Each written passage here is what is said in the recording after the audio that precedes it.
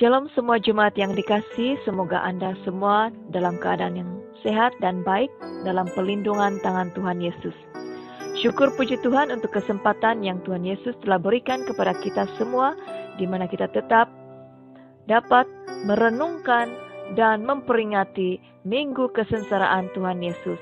Walaupun kita tidak dapat berkumpul bersama-sama dalam ruangan gereja, tetapi tetaplah bersukacita karena kita masih diberikan kesempatan untuk berkumpul dengan ahli keluarga kita dan sanak saudara kita. Haleluya. Sebelum kita mendengarkan perkongsian firman Tuhan, mari kita persiapkan hati. Kita terlebih dahulu, mari kita berdoa. Haleluya, Bapa kami yang berada dalam kerajaan surga, terima kasih untuk kasih, berkat, dan penghiburan yang Engkau berikan kepada kami sehingga saat ini. Sebentar lagi kami akan belajar kebenaran firman-Mu. Jamalah setiap hati, pikiran, dan kehidupan rohani kami, supaya melalui firman Tuhan yang kami belajar, ini dapat menguatkan iman percaya, pengharapan, dan kasih kami kepadamu. Dalam nama Tuhan Yesus kami berdoa. Amin. Jemaat yang dikasihi, mari kita sama-sama buka Alkitab dan kita baca di dalam Injil Yohanes pasal yang ke-18 ayat yang pertama sehingga yang ke-11. Saya bacakan dalam terjemahan bahasa Indonesia di bawah tema Yesus ditangkap. Setelah Yesus mengatakan semuanya itu, keluarlah ia dari situ bersama-sama dengan murid-muridnya dan mereka pergi ke seberang sungai Kidron. Di situ ada satu taman, dan ia masuk ke taman itu bersama-sama dengan murid-muridnya. Yudas yang mengkhianati Yesus tahu juga tempat itu karena Yesus sering berkumpul di situ dengan murid-muridnya. Maka datanglah Yudas juga ke situ dengan sepasukan prajurit dan penjaga-penjaga bait Allah yang disuruh oleh imam-imam kepala dan orang-orang Farisi, lengkap dengan lentera, sulu, dan senjata.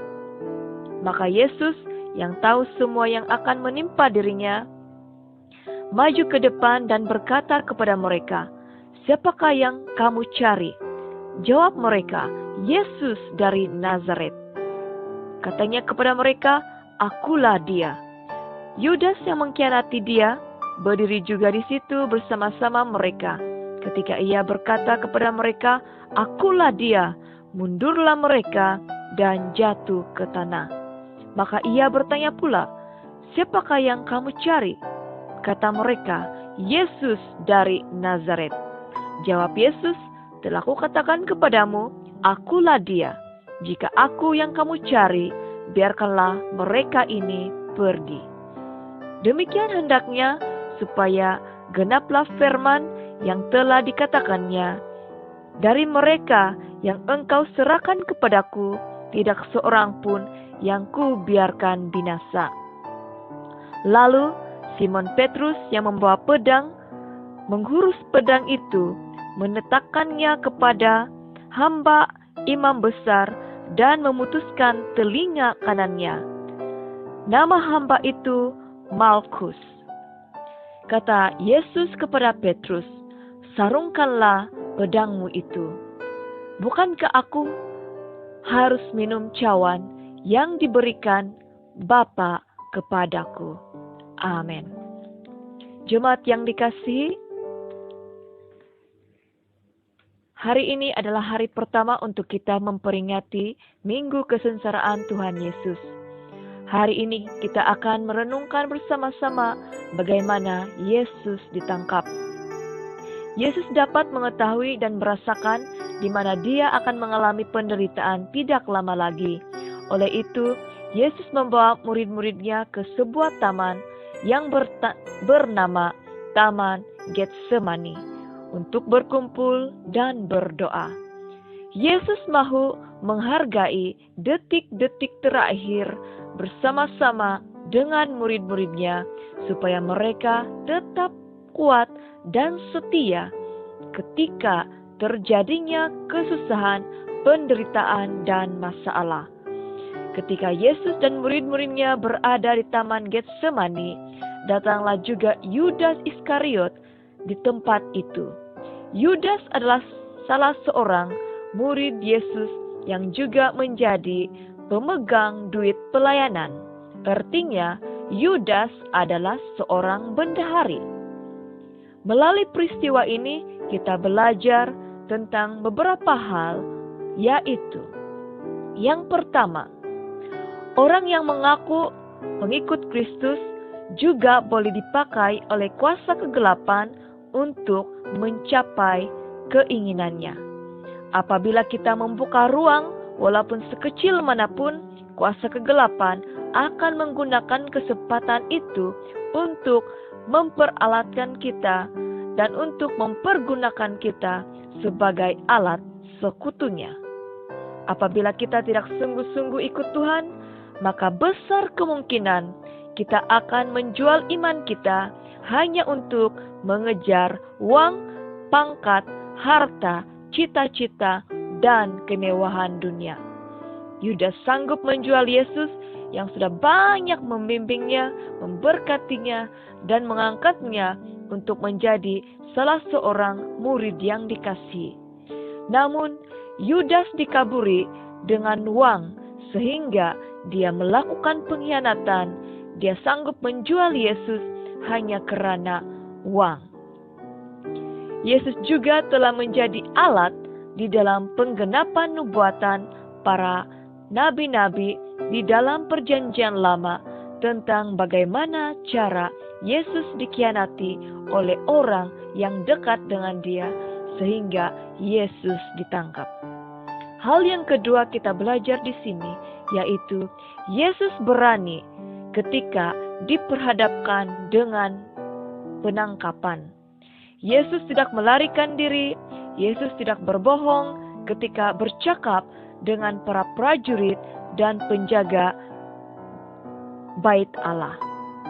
Yesus tidak bertindak kasar, Yesus tidak membela dirinya, dan Yesus tetap bertanggung jawab ke atas murid-muridnya yang lain agar mereka tidak ditangkap bersama-sama dengan dia. Yesus tidak mementingkan dirinya sendiri, tetapi dia tetap ingin memastikan murid-muridnya yang lain dalam keadaan yang selamat dan tidak ikut menderita bersama-sama dengan dia. Yesus juga tidak membenci Yudas yang telah menjualnya dan yang telah mengkhianati dia. Namun Yesus tetap mengasihi Yudas dengan segenap hati. Coba kita bayangkan bagaimana perasaan Yesus ketika Yudas memperlakukannya dengan sedemikian rupa. Sebagai manusia, kita mungkin akan merasa dan mengalami kelukaan, kesakitan, kekecewaan, dan rasa tertipu, dan sebagainya. Mungkin juga kalau kita di tempat Yesus, kita sudah bertindak kasar seperti apa yang telah dilakukan oleh Simon Petrus, sehingga Simon menghurus pedangnya dan menetak telinga kanan orang yang ada di tempat itu untuk tujuan mahu menolong Yesus. Namun apa yang Yesus katakan kepada Simon Petrus? Sarungkanlah pedangmu itu, bukankah aku harus minum cawan yang diberikan Bapa kepadaku? Artinya, Yesus tidak mahu Simon Petrus bertindak kasar terhadap orang lain. Karena Yesus harus menanggung penderitaan itu sebagaimana yang telah ditetapkan oleh Bapa di surga, bahwa Yesus harus menanggung semua penderitaan itu untuk misi penyelamatan untuk kita semua.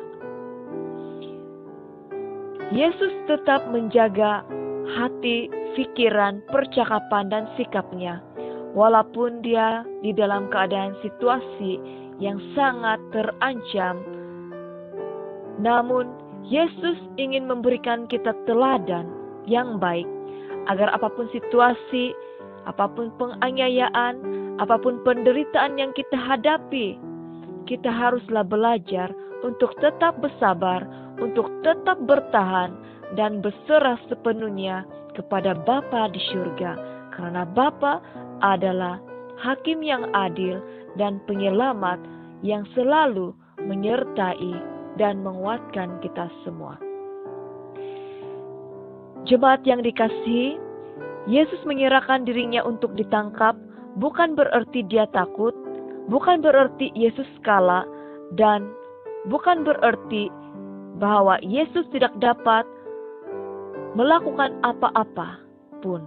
Tetapi karena dia ingin menggenapi apa yang telah dinubuatkan di dalam firman Tuhan melalui pengantaran para nabi-nabi di dalam perjanjian lama, bahwa Yesus harus mati sebagai korban perdamaian. Untuk membuktikan suatu kebenaran, ada kalanya didahului dengan penderitaan. Untuk mencapai sukacita, ada kalanya kita terpaksa melalui yang namanya duka cita. Penolakan, pengkhianatan, dan penganiayaan memang bukan sesuatu hal yang menyenangkan. Namun, karena kasih Yesus kepada kita, Dia sanggup melangkah untuk melalui setiap hal itu. Di dalam hal ini, kita diajar untuk menjaga iman, kesetiaan, dan pengawalan diri kita ketika menghadapi situasi yang mencabar.